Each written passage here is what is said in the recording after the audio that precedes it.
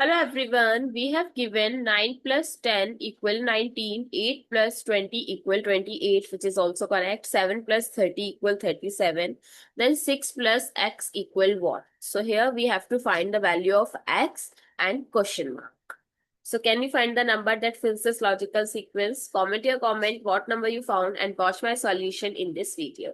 So if you haven't subscribed to the channel yet, I ask you to subscribe it and hit the notification bell because here on the channel we daily uploaded free videos that train your mind in logical reasoning as well as basic to advanced. So now take a good look to the resolution. 9 plus 10 is 19, 8 plus 20 is 28, 7 plus 30 is 37.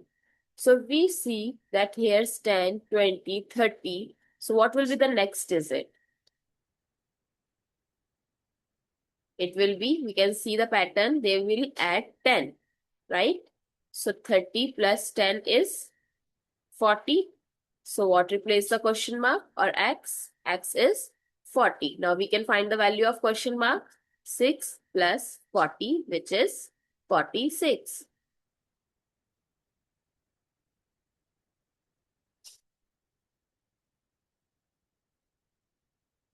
So x is 40 and the final answer is 46.